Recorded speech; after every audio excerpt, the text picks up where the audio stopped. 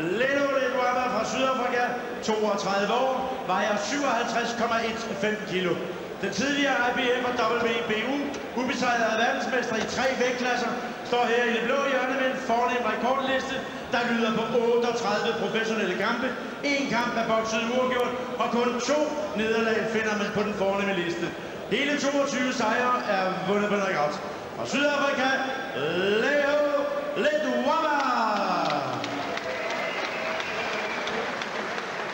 Og så har vi vores allesammens ven her. Vores regerende champion, Spend Abasi. Han er 26 år, han vejer til aftens titelkamp. Og den bokses i fjervægt, 57 og nøjagtigt som sin modstander, 57,15 kilo. Spend han har bokset 30 professionelle kampe, siden han gik over. 29 sejre er der blevet til, og der er kun et enkelt nederlag, der pletter den fornemme rekordliste. Og 10 af de 29 sejre, de er vundet på knockout. Hjælp ham nu på vej, mine damer og herrer. Giv ham en hånd.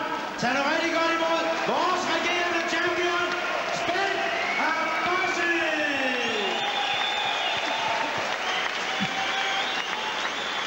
Og som jeg før, kampleder, referee, man in charge, Manuel Matrix Salah. Okay. Come on. Okay. Pay attention, follow my commands. Okay? Okay. Go like.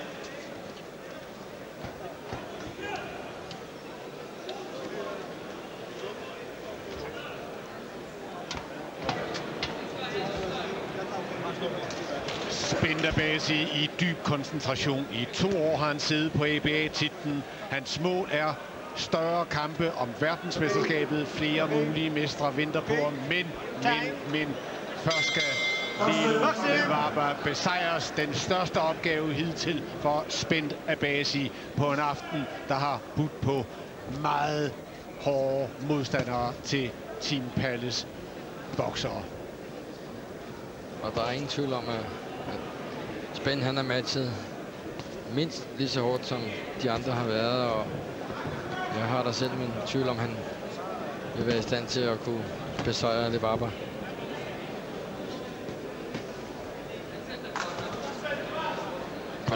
Vi hørte jo Ledwaba netop sige, at da vi så ham i Brøndbyhallen i marts, der var han ikke fuldt trimmet, da han var op mod Choi Chivenpuran. Nej, det var da også en lige kamp, men han viste i hvert fald sin store klasse. Og omvendt så er jeg ved at sige, hvis Spend han kan vinde over ham, så har han i hvert fald ved 1 kamp bragt sig helt op i spidsen, og så er jeg ikke et øjeblik tvivl om, der vil komme bud efter ham til de store kampe.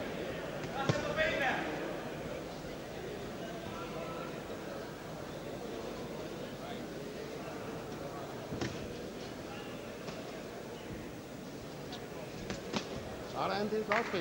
Løst. Ja, udmærket start her, Spend Abasi. Ja. Overblik og varieret.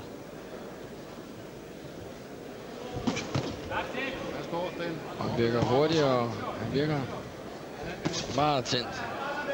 God start. Og igen skal vi så bare sige, at han skal passe på sine parader for 22 knockout-sejre til Ledwaba, der 9 gange har været verdensmester, taler sit eget sprog.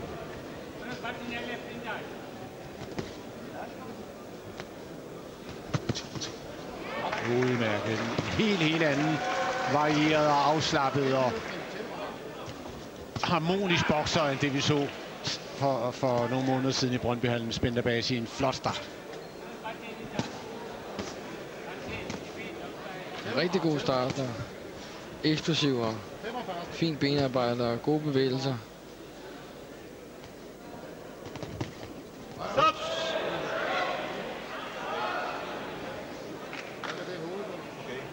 Max! Halv minut, Spendi.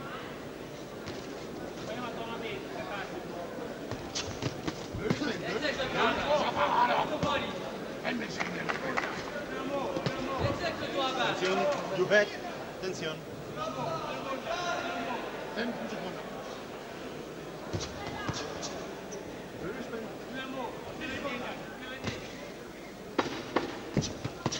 Det er godt, det der. Og kør til paraden. Op på paraden, Spendi.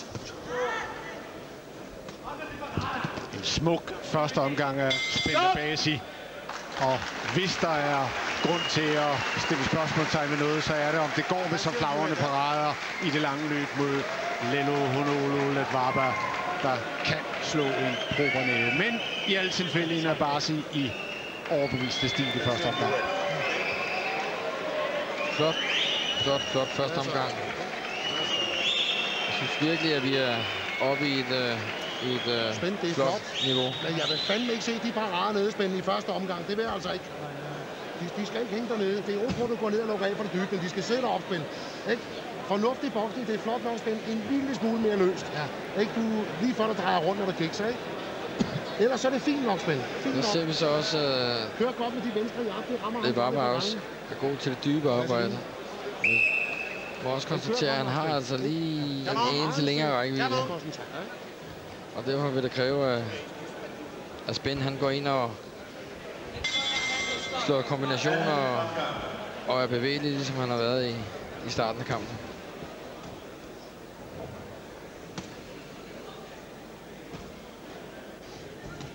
Det er godt det der Spænd. Flyt dig, når han kommer.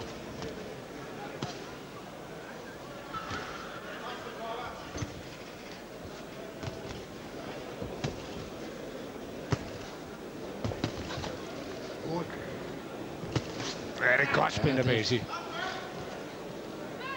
Flot kombination.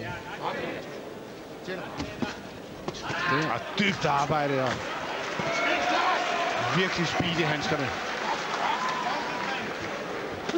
Men Ledvaba har altså også flot dybt arbejde.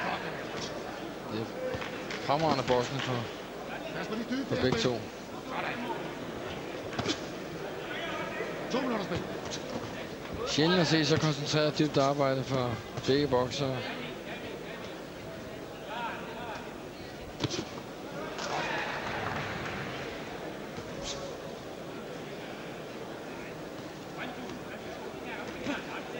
Ja, bare flyt, når han kommer til.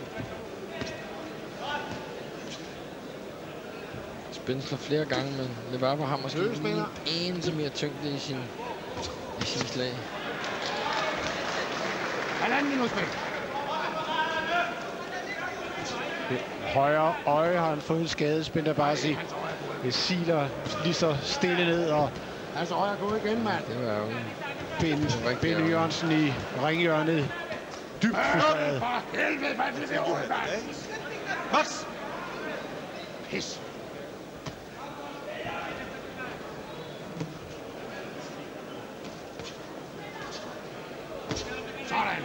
Og endnu en kamp, hvor to bokser støder hovederne sammen, og hvor en øjenskade kan blive meget, meget afgørende.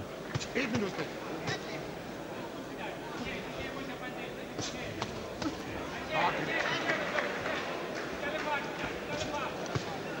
Det virker dog ikke så slemt som på nogen måde som Martin Nielsen, men generende selvfølgelig, at den kommer allerede i anden omgang, og vi må håbe, at Paddy Byrne han kan få styr på den.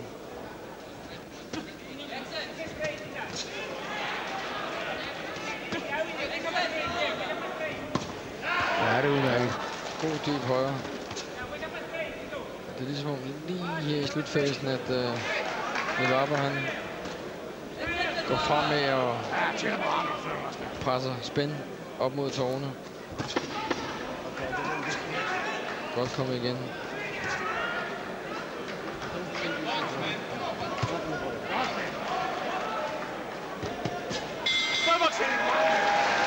Igen en meget flot omgang. Og igen en topkamp, og lad os se Paddy Byrne her, der mindst skal have dobbelt honorar efter denne aften, hvor han virkelig har været på arbejde. Det tager så lukser.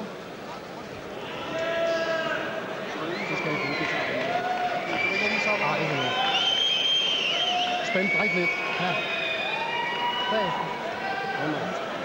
Okay. Og her får vi så situationen, hvor vi ser, de støder hovederne sammen. Det er jo godt, for du rammer ham selv skide godt dybt spænd.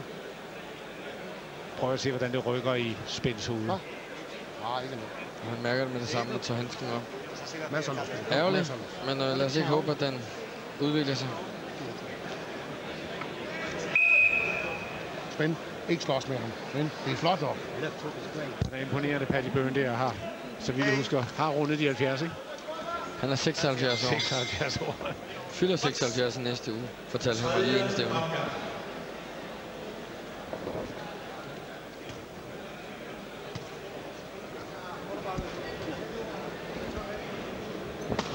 det er godt.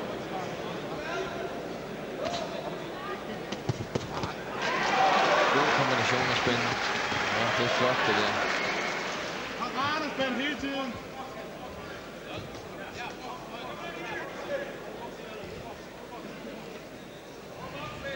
Det er klart, at Spender Basi nu har det siddende i baghovedet, at han skal passe en lille bitte smule mere på, når han våger sig ind på halvdistancen mod Levaba, som altså har længere rækkevidde og fordel også i højde.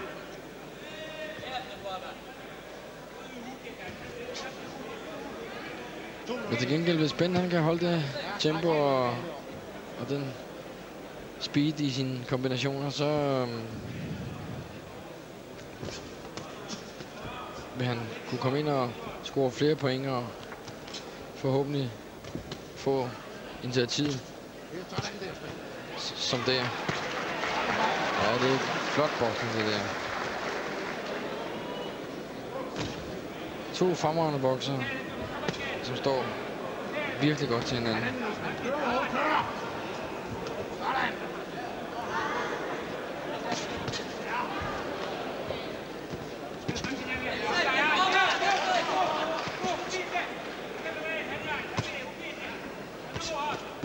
Det er en utrolig smuk kamp. Det er boksning på et meget, meget højt plan lige nu. Kamplederen, han er helt udraderet. Sådan, rigtigt. Ikke gå og vente på Levabas venstre hånd. En under, 21 kombinationer, som der. Sådan. Ja, det er godt. Ja, det er godt, Ben, det der. Godt. Se det bare.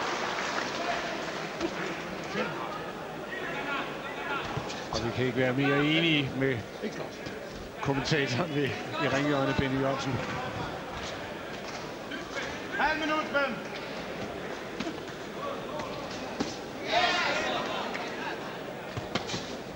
Dybt arbejde. Kør med det samme, Ben. Spørgsmålet er selvfølgelig, om Spænd han kan holde kadencen, om han kan holde det speed der. Det vil være nødvendigt. Ja, fordi Levaba økonomiserer meget godt med kræfterne. Han bruger færre kræfter end Spænd, men scorer selvfølgelig også mindre. Det er naturligt, men igen en fin omgang af Spænd. Flot tempo. Gode kombinationer. Varieret. Masser af luft, det kom. Masser af luft.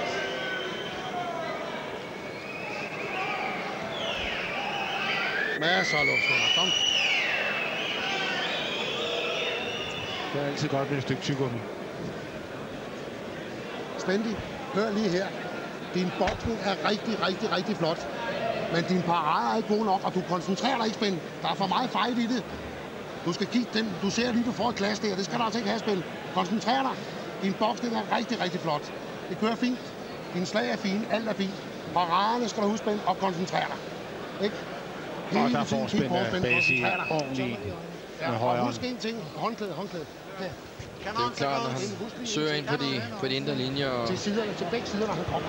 prøver at komme af med sine kombinationer, så kan det jo ikke undgå, så han blotter sig lidt en gang imellem, men kan han fortsætte i det tempo og den stil der. Spender Basi, der fortsætter, hvor han slap. Opskruet tempo og i øjeblikket er der kun 2 spørgsmålstegn, der melder sig omkring den danske europamester. Det er 1. Kan han holde tempoet? 2. Kommer han til at blotte sig mod en Levaba med større rækkevidde og masser af international rutine for titelkampe. Stop! Attention, okay. Box! Og det er lige god om. Det var sådan lidt hysteriske kampleder, synes jeg. Ja, så er det spændt. Ikke gå i stå, ikke gå i stå, ikke gå i stå. Sådan der, rigtig koncentreret, flot. Flot, kørt. Du skal køre, Svend. Ja, udmærket igen her, og igen. Ja, det er gode kombinationer. Godt arbejde. Så frem og tage initiativ igen, sådan. Vær hurtig, vær smartere. Sving, kæmpe slagrepertoire af Basi har. Og han kører videre i samme tempo. Pas på hjørnet og overspænd. Det, der kendetegner lige nu, det er, at nu fejler Levapa også. Han mister flere gange med sin venstre. Dog ikke lige der, men tidligere i omgangen. Og igen er spændt af Basi ind og sætte fingeraftryk på ham.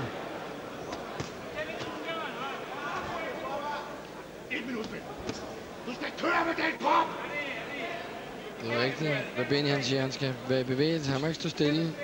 Så bliver han for nem at ramme. Og så højre med, Svend! Op med hænderne. Op med hænderne.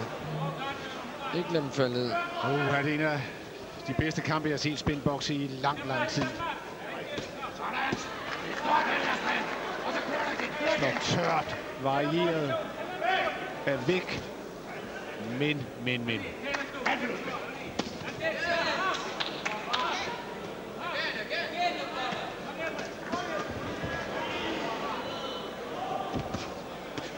Sådan. Udmærket spændt af Basi. Så fortsætter. Hallo, hvad med det hoved, mand? Watch your head! For helvede, mand! Altså, få Svend! Jamen, som vi var inde på tidligere, Claus, så skal han altså holde speeden og holde tempoet. Og ikke pludselig lade sig falde ned. Og det positive er også, at tilsyneladende er blødningen stoppet. Det ser ud til, at det er lykkes.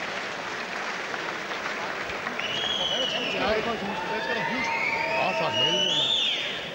Masser af luft, ikke? Masser af luft.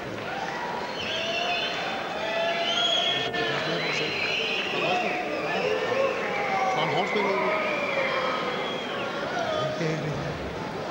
Svend ind imellem, så går der og behandler ham, mand, som jeg vil finde under koncentrere Svend. Ikke? Lad os lige kom. Det er jo at gå en lille smule over i det. Svend, du skal koncentrere dig. Ja. Og når han nu kommer ud, så husk, hvad jeg sagde til dig til begge sider, Svend. Ikke? Begge sider. Gode kombinationer. Højre, venstre op og køj. Det er Hvor er det stærkt. Fuld kropsvægt bag slagene.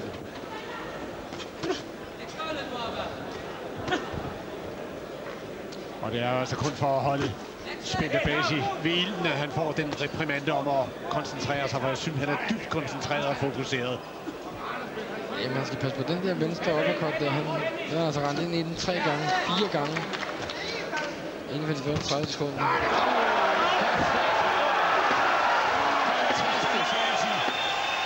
Et perfekt højrehånd. Slået i kontrafasen. Den skal han simpelthen fylde op på, den der. Den skal han fylde op på. Han er klar igen lidt varme, eller er han? Og Basi over ham med det samme. Hvilken serie? Latvarba hænger, han er rutineret. Træd tilbage, der. Og Basi bliver ramt. Og giver tilbage igen. Hvilket drama er. Basi forsøger at åbne lidt varmere. Kom så, Svend. Skal vi lige have ramt for ham en gang til? Spændt af Basi. Pas på højren for Latvarba.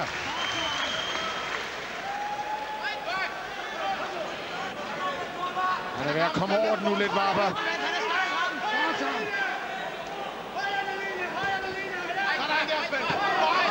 Hvilken rutine Latvarba viser her. Ja, det må man sige. Han gør faktisk det eneste rigtige. Det skal han selvfølgelig være klar til, men han går ind og nærmest tager en modoffensiv, og det kan godt virke en lille smule demoraliserende på modstanderne, i det her tilfælde af Basi. Det er han selv ramt. Sikken omgang. 1 minut tilbage.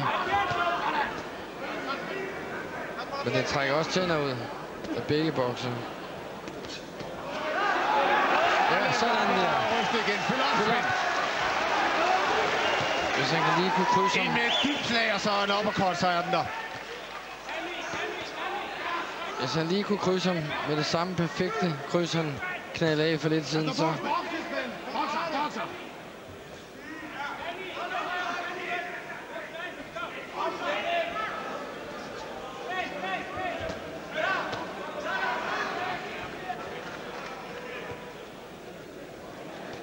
Og så 25 sekunder med en serie her til sidst. Kom så spil. Det er en omgang, der har trukket tænder ud.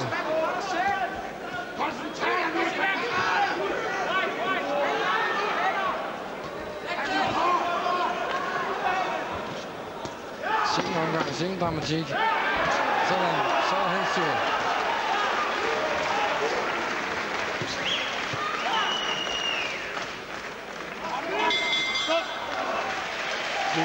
Halvdelen af kampen.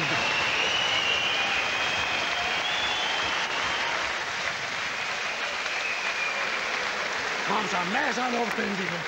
Ja, det er klart, men det er han også. Jeg er træt, siger han. Ja. Masser af luft, kom. Ja. Og det var kun 5. omgang. Hårdt ramt han er, så skal du altså passe på dig selv og koncentrere dig. Det og du skal bokse ham, Spænd. Ud og bokse ham. Ikke det der vilde, Spænd. Du bruger for mange kræfter på det pis. Og han er farlig stadigvæk. Ikke? Men det var flot. Masser af luft, Spænd. Kom. Men du skal satme passe på dig selv mod ham der hele tiden og koncentrere dig om, hvad du laver. Ikke? Synd. Han er selvfølgelig rutineret, at han trækker sig tilbage med det samme for Spænd. Bliver lige stående og kigger på ham, og så løber han frem, men klogeligt dukker han ned under ham. Men du passer på dig selv, han er altså farlig. Ikke? Ud af boks, sæt dig parat, flyt dig. Ikke? Og kør den krop.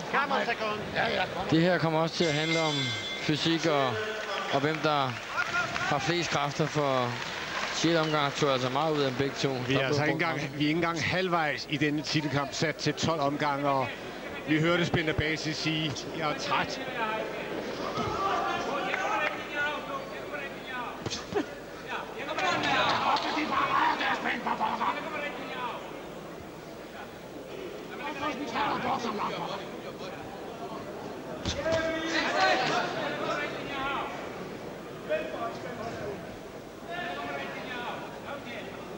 Vil det nok være meget klogt at tage en fornuftig omgang og bevare køligt overblik og lige tage en puster til sidste halvdel. Men det er desværre ikke altid, man selv kan få lov til at bestemme det. Men jeg tror, at de begge to har brug for en omgang til lige at komme sig efter den hårde 5. omgang. Det tyder det også lidt på. Ja, det er godt nok. Tæller parat. Spænd, det er OK, du går og slapper, men koncentrerer alligevel lige på skommeren. Det er OK, du går og slapper. Men det er sådan lidt rigtigt, at det er OK, at han lige tager en puster, men han skal selvfølgelig være koncentreret, fordi et enkelt slag, det kan ændre hele billedet. Det ved vi, det har vi set. Både i den her kamp og tidligere.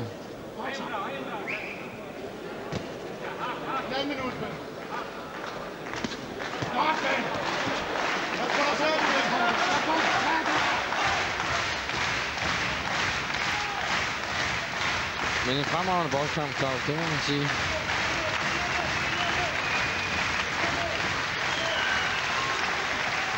Så har du luft til 1 minut her?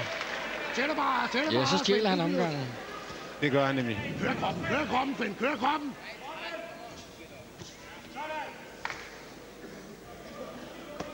Ja, luk af, når han kommer. Luk helt af, når han bare kommer. Sådan, op og luk af. Sådan, der er det godt, Finn. Lige snart du ser, han kommer, lukker det spil.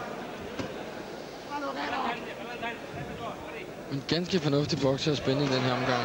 Det er ham, der har scoret de point, der har scoret, og han har ikke brugt for mange kræfter. Og det kunne godt virke som om, at den goaltur og den hårde 5. omgang også tog kraftigt på lidt varper.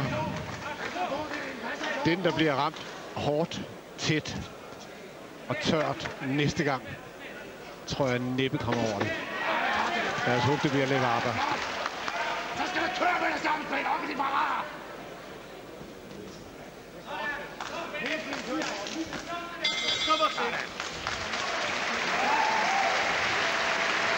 Han hiver godt efter at være spændt her. Det gør de begge to. Absolut en kamp i publikumsmag.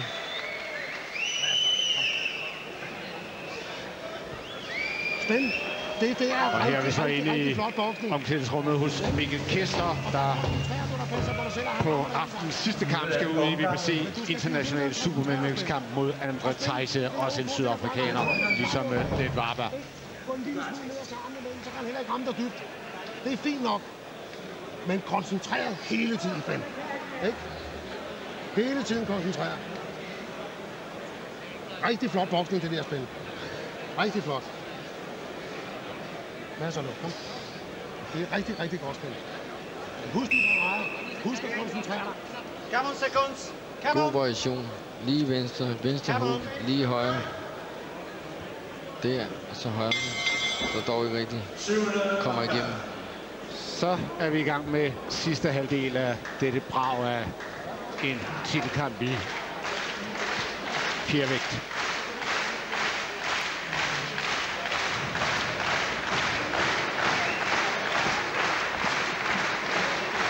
Dybt arbejde spil her.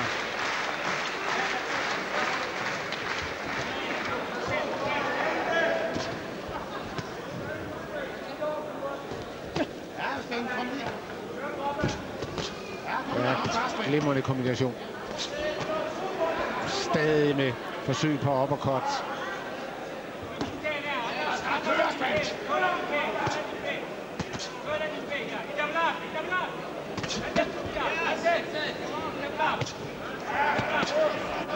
Dejligt at se, selvom Spænd han indimellem bliver ramt, så svarer han igen øjeblikkeligt og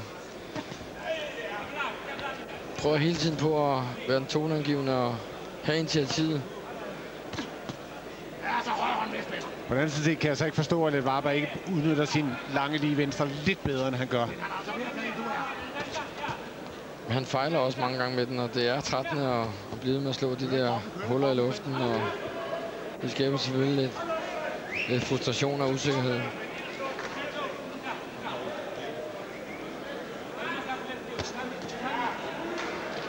Det virker som om, at Spænd han godt kunne lige speede lidt op nu og måske komme igennem, fordi nu virker det som om, at han noget stå. Sådan. God højre igen. Stor omgang til Spender Bassi. Han er flad, Spænd. Det er han nemlig. Ja, han er nemlig flad.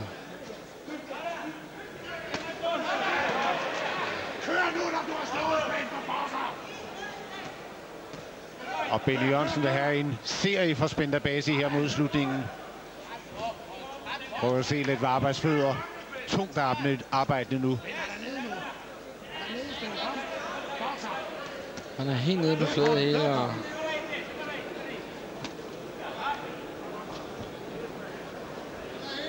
en 30 sekunders offensiv her til sidst kunne gøre underværker. ja, nu skal han lige gå ind og sådan. Lige ind og føre en kombination af. Det er.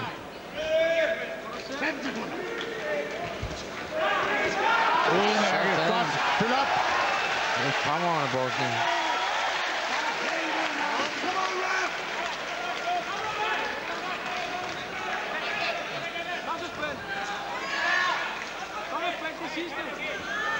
Slutter også stærkt i den her omgang. Ny omgang til Spender Bassi.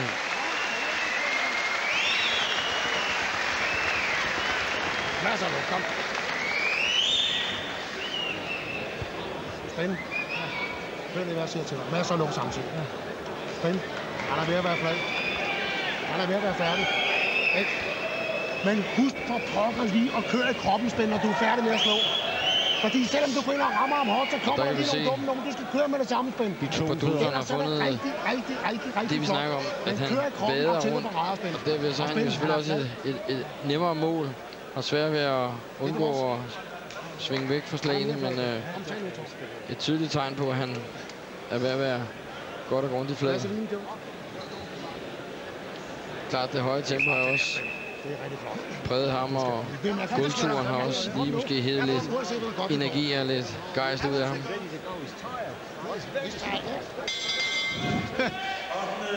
Lige fra det sydafrikanske hjørne, der blev der også sagt om spændende base, he's tired. Ja, men det er han også. Ja. Men det giver mange gange lige det lille psykologiske overtag, at man har haft den anden i gulvet og vist og sig selv og publikum, at det kan altså lade sig gøre.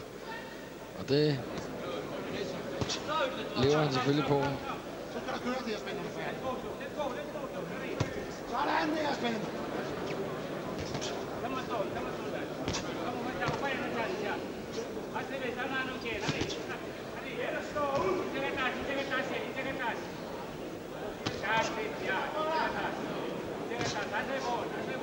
Ja, han har en utrolig evne til at komme ovenpå igen, Ledwaba.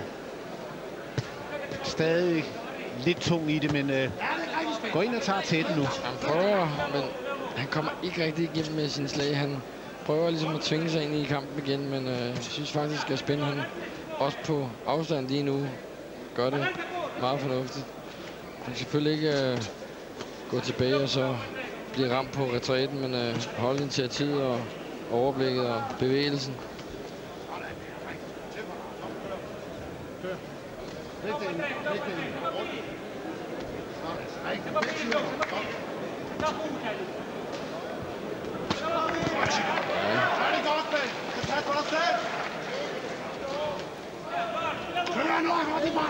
Det synes jeg nok, at spillet måske lige lovlig nok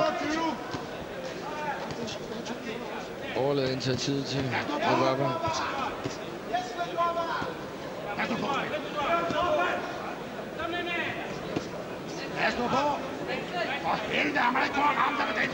Der går lidt storspændt, der bare ser ud. Trænger åbenbart til lige et pusterum. Forhåbentlig med fornyede kræfter i næste omgang.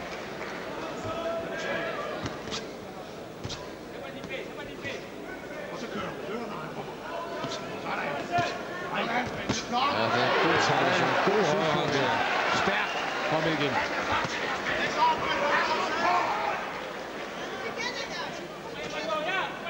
Se en kamp, vi er vidne til. Det er virkelig flot boksning på begge sider. Højt niveau.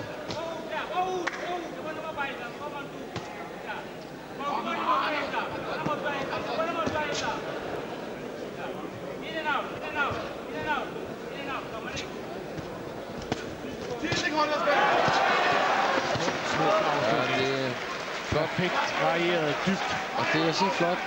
Han går ind og igen nærmest stjæler omgangen. Det sker ikke så meget i starten af kampen, og så går han ind her mod slutningen. De har selv lige ramt kort til aller sidst. Ja, hiver den hjem til sidst. Præcis.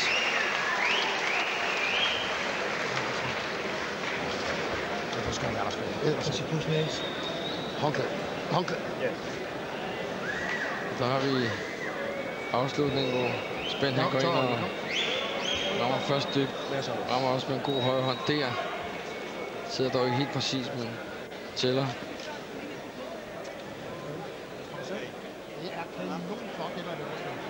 Men for helvede, pas på ikke at blive hængende, når du er færdig med at slå på spil. Der er spændt herovre. Kom, tag en tår til. Prøv at se, hvordan han Spændt, det er det eneste. hele tiden Du må ikke kigger blive og hængende, når du er færdig med at slå. faktisk Vaseline, har meget få slag, der misser. Godt være, at de ikke rammer alle sammen igennem, men han fejler ikke og slår luftslag. God position. 4 omgange tilbage af et brag af en Europamesterskabskamp om EBA-titlen.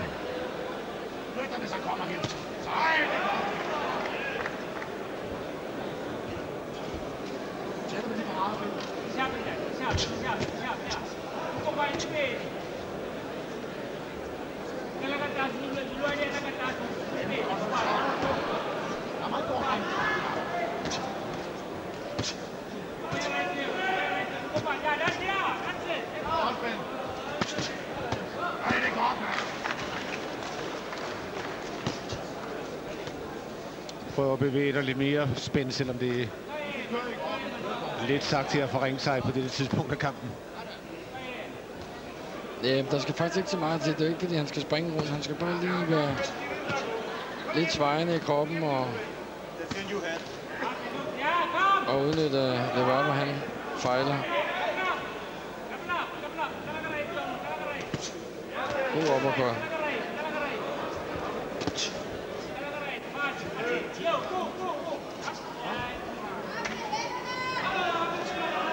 Levava begynder at arbejde bedre med venstre hånd nu igen. Lidt for godt. Sådan. Og det er det, jeg synes, der er flot af spændende. Ligesom at han sådan lige er ved at overlade initiativet lidt til Levava, så slår han kontra og viser, han stadigvæk er mesteren i den her kamp.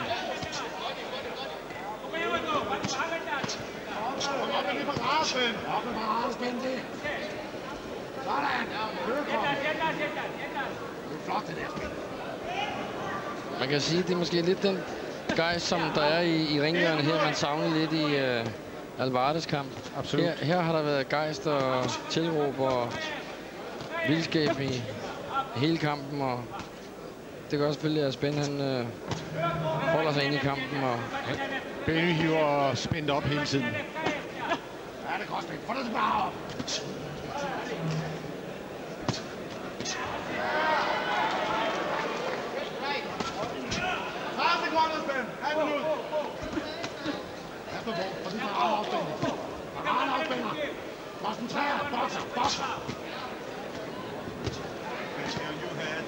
der fejler han lidt Spænd. Koster lidt kræfter. Skal lige have en god slutspurt her mod slutningen af omgangen. Chinka har stadig nogle store chancer for at komme ind og faglede. Ja, det er rigtigt. Det er fuldstændig rigtigt. Sidste 5 sekunder.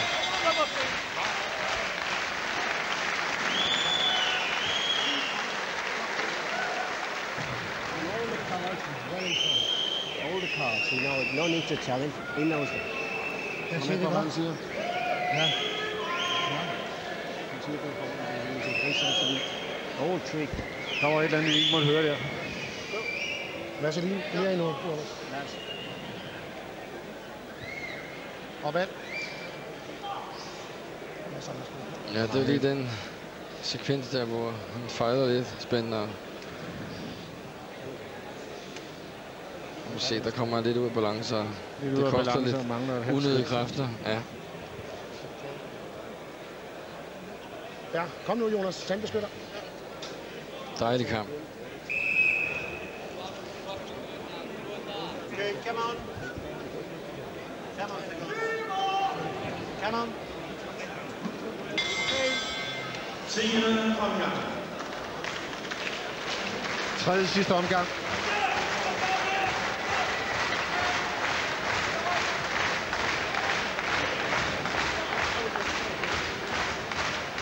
Og nu har publikum startet de sidste 6 omgange med at klappe hver gang. Det vidner selvfølgelig også om, at de står ved at sætte en god bokskamp.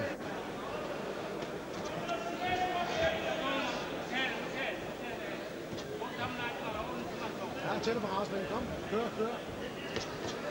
Godt. Hey, for helvede, kan du ikke se det, mand?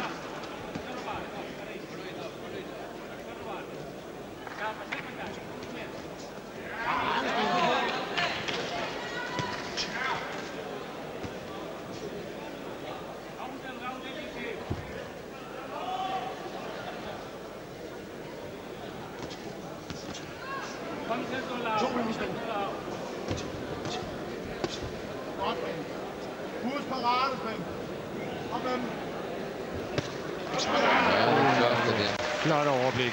Perfekt slag.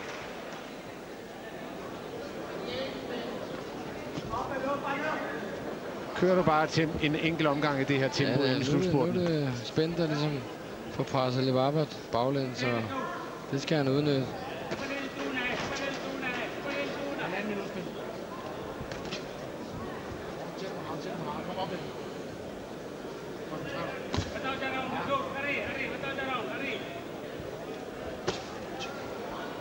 Kommer der lidt mere enkelte slag for Spænd. Savner måske lige et par kombinationer.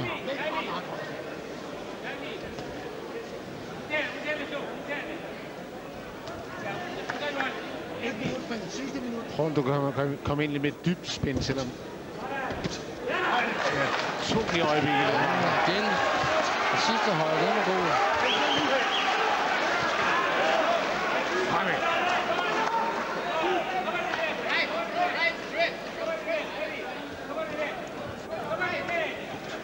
Jeg tror faktisk, at hvis Spænd han lige kunne finde det ekstra gear der, så vil han faktisk være i stand til at kunne stoppe Livaba. Fordi han virker meget slidt lige nu.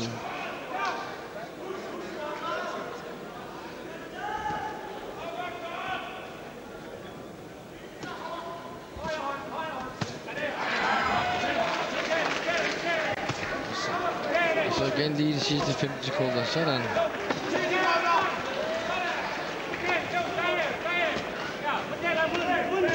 Sådan. Tværs gennem paraderne.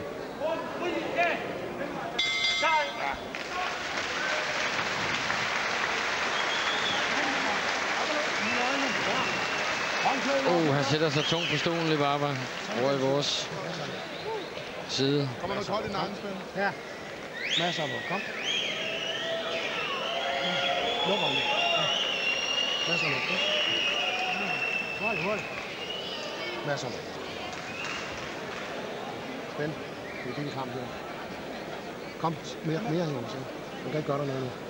Spænd. Ud af boksen. Bliv ved med at bokse. Ikke sat til igen mod slutningen af omgang, hvor han lige går ind og fyrer 3-2 kombinationer af. Husk, der er ikke nogen trussel mere, men pas på dig selv, Spænd. Der er ikke nogen trussel. Jeg tror ikke, han kommer farne efter dig mere, Spænd. Kom, træk igen.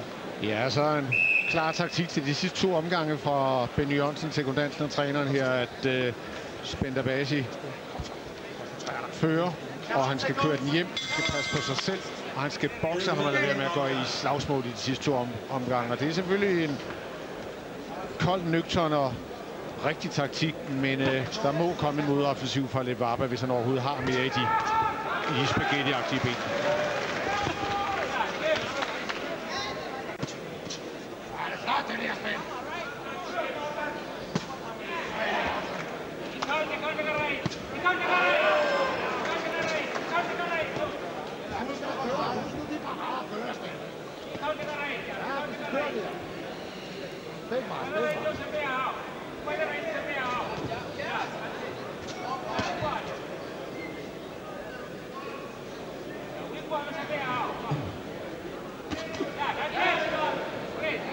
Tæt på lige at komme gennem en god lige højre, men det var bare glider lige af. Skal han lige træde lidt frem. Spændt. Lige ind og tage initiativ for alvor. Ja, det er godt, det der, Spænd. Tæt bare. Så bare træk dig, når han kommer, Spænd. Træk dig. Væk fra.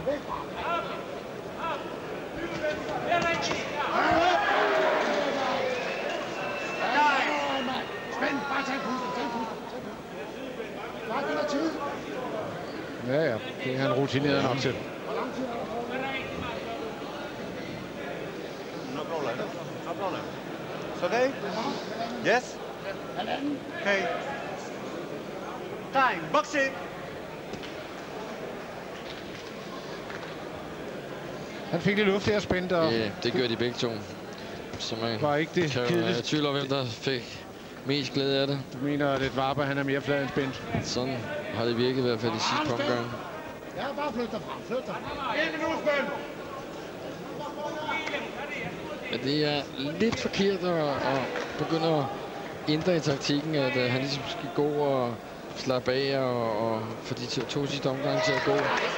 Og passe sit point for han skal køre videre på den måde og have initiativet, som han har haft i de sidste 3/4 af kampen. Og som det er fremad, det er hans stil. Han skal ind og styre, han skal ind og stå de kombinationer.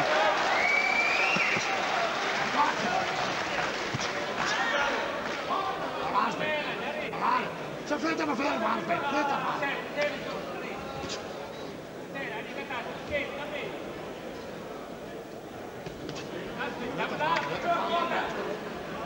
Halv minut.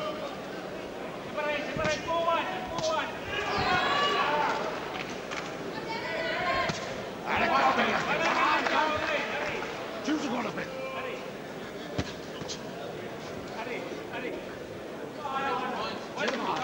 Tælle mig. Sådan. 10 sekunder, Spænd. Ja, flyt dig fra.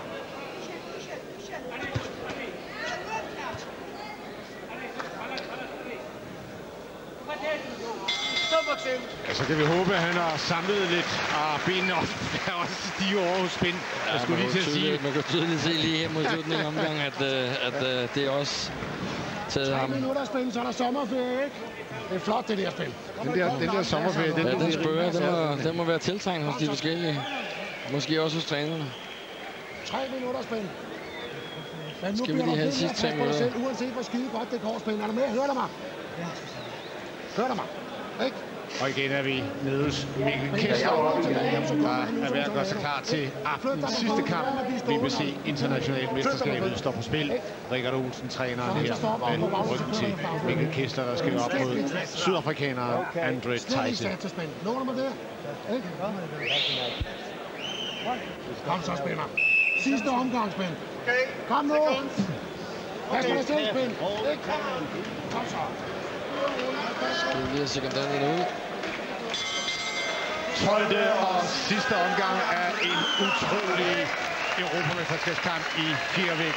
Med Spænd Abasi, med glimrende overblik, med stort overblik. Nøgtern har han været, og i lange perioder er kampen særdeles offensiv. I næst sidste omgang, der forsøgte han bare at holde lidt igen på sig selv og køre den hjem. Men lad os håbe, at han både har kræfter og mod til at sætte sin autoritet ind her i slutningen af denne utrolige kamp. En flot kamp med Spænd Abasi klart foran på point. Men Ledwaba er stadig farlig.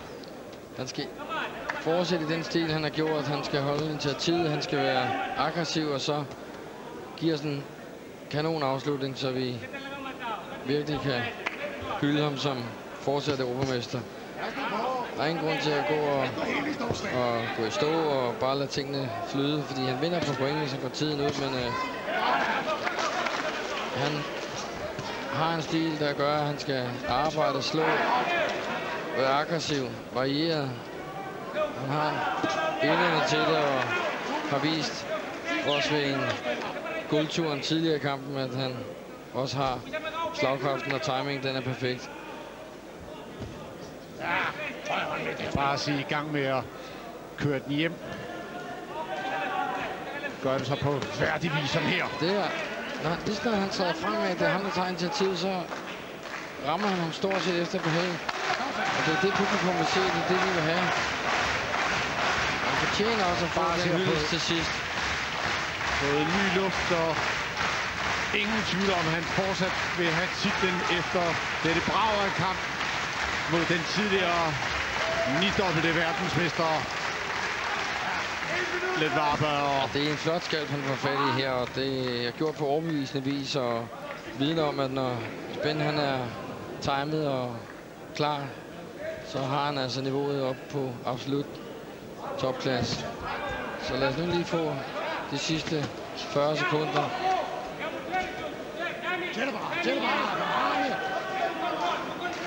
Og et halvt skridt ind, og så kommer en serie. Benny Jørgensen vil have Abasis parader op. Ikke nogen chancer. Og det er sagt en gang i hvert fald.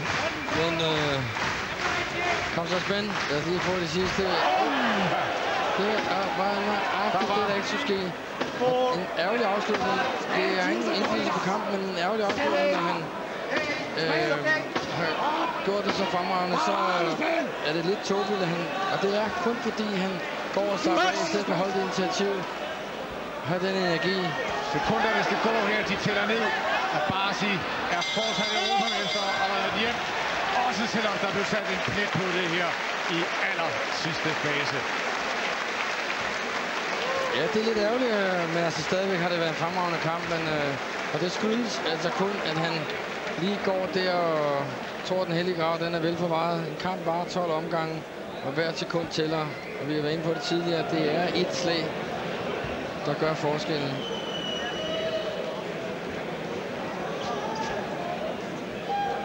Bare dans væk der, slet ikke. Hvorfor skal det være så spændende? Det er spændende. Det er mit navn. Det er godt nok, det er godt nok. Spændende, det var kraftigt, det var flot. Nej, det var det.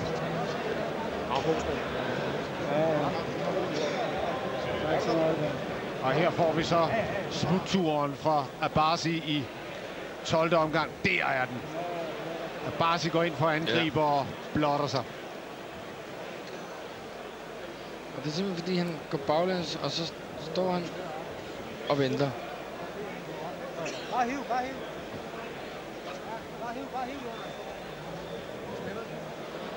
Men det kan ikke fjerne billedet af en utrolig flot kamp og dramatisk kamp. 2 guldture, masser af god boksning. Øjenskade. Ja, øjenskaden, der blev lukket tidlig i kampen. Og Spændte Abbasis øjenskade. det er svært at forlange mere end en titelkamp. Det var i hvert fald heldigt for Spændt her, han ikke lige var kvart eller et halvt skridt længere fremme, fordi så havde den siddet lidt. Han overglidede lidt på den. Præcis. Det havde været katastrofalt, hvis han var blevet stoppet efter sådan en fremragende kamp af boksning. Og vi får den en gang til her. Prøv at se paraderne helt dernede og går baglæns. Bum. Den sidder lidt op på siden, hvis den havde været lige en net, ja. På kæven, så.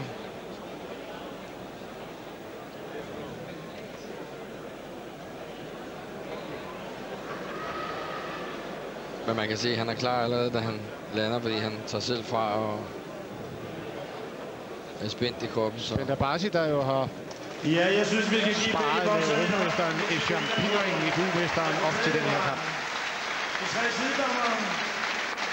Lidt Waba og Spændt Abbasi.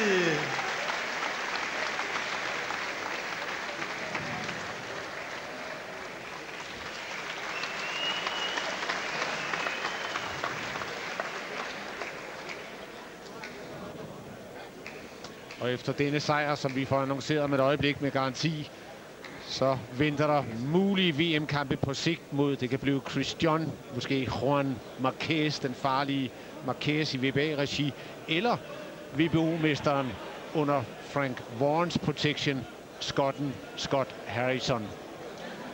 Der bliver også talt om en kamp mod amerikaneren Derek Gainer, eks-verdensmester.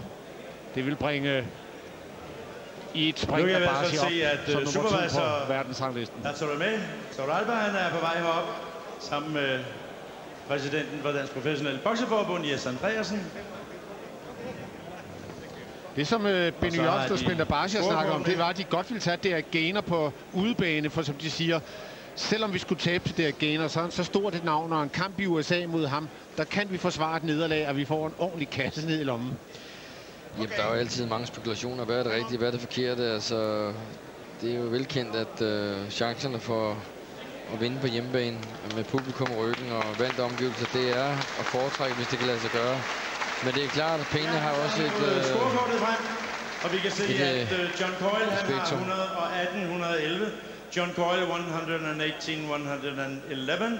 Hank Myers 115-112. 115-112. Og Terry O'Connor 117-109. 117-109.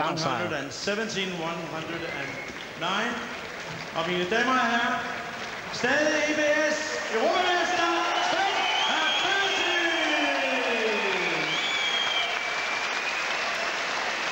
Ja, en fortjent hyldest. Og så får vi Bartolomé Toralba med bæltet og Jes Andreasen. Og så kommer Grænsen. 2 af sidedommerne havde henholdsvis Abbasi med henholdsvis 8 og 7 point. Det er altså en rimelig klar sejr. Og jeg synes også, det må man sige. Fordi han råbte sig havde den ene, så kun med 3 point. Ja, det vidner om, at omgangene kan jo ses forskelligt, men guldtur tæller jo også for et point. Jeg vil bare sige tak til alle sammen. Det var stort hjælp efter hver omgang. Jeg synes, jeg blev mere træt, så det var dejligt I kunne hjælpe mig op. Tak. Jamen, det er der også, der siger tak. Og nu ved jeg, at Spænd, han skal lige ned til et interview. Og så er vi klar med aftens sidste kamp, hvor vi jo skal hilse på Mikkel Kessler. Ja, en ganske anderledes veloplagt Spender Barsi i aften. Vi så ham i Brøndbyhallen i marts mod Robert Oshiobe. Og som Spend selv sagde, mentalt, der var han ikke sat op til den kamp. Også noget med, at kampen kom flere timer efter, han skulle have været i ringen. Ja, der skete jo det. Han skulle jo have været først på programmet, og så sker der ændringer af programmet. Der står han klar med håndbind på og har varmet op. For så at vide, at han er sat pludselig til sidst i programmet. Det er klart, det er et handicap, og det tager lidt af gejsten og glæden. Og så kan jeg se, at Søren Ritz står klar med Spender Barsi til interview efter denne serie her. Og værsgo til dig, Søren. Ja, Spender Barsi, tillykke med sejren. Det var en fantastisk flot kamp. Men lad mig lige starte med de sidste 20 sekunder. Hvad er det, der sker der? Ja, altså... Åbenbart så svigter koncentrationen en lille smule lige til sidst. Og så siger du bare smask. Og heldigvis så var der kun 10 sekunder tilbage, og jeg kunne redde den hjem. Vi kan se den her, tror jeg. Ja. Det, som jeg sagde, koncentration, så rører venstre hånd eller højre ned, du, så får jeg sådan en der, ikke? Men det kan alligevel ikke tage det væk fra dig, at det var en fantastisk flot kamp, og du var godt kørende hele vejen igennem. Hvor stor en tilfredsstillelse er det for dig at vise sådan noget her? Jeg er rimelig godt tilfreds i aften. Altså også fordi sidst, der boksede jeg rent udsagt en lortekamp. Altså, det gjorde jeg, så jeg var glad for, at jeg kunne vise lidt mere i dag. Men det kan godt blive bedre, og det skal det også blive. Lidt Varbe, han viser at være en temmelig hård modstander. Er det den bedste, du har mødt indtil videre? Ja, det kan man godt se. Altså, ja, jeg synes, han gik død efter 7. omgang, ikke? Men de første 7 omgang, der viste den verdensklasse, ikke? Og specielt det sidste, når han rammer, der finder han det, og så bum, så sidder den, ikke? Og det gør sådan ligesom. Jeg var stolt over at kunne vinde også ligesom ham, fordi han er en superstar. Du kører et utroligt hårdt tempo. Er du slet ikke bange for at gå død? Jo, jeg tænkte en gang imellem, men så tænkte jeg, det går meget godt. Vi kører bare på igen. Og så, men jeg har også trænet rimelig godt her på det sidste, så jeg havde ikke regnet med, at jeg ville kunne gå død allerede i 7. og 8. omgang. Det havde jeg ikke. Du får rimelig tidligt i kampen en lille skade ved det højre øje. Hvad kom det til at betyde? Ja, jeg tænker lige de første 20 sekunder, når jeg kommer ned i ringhjørnet, men efter det, så kan jeg se, at fordi nu har jeg efterhånden vendt mig til de øjenskader, ikke? Så kan jeg se, når det bliver ved med at løbe, at det bliver værre og værre. Men den her i dag, der kunne jeg hurtigt se, at der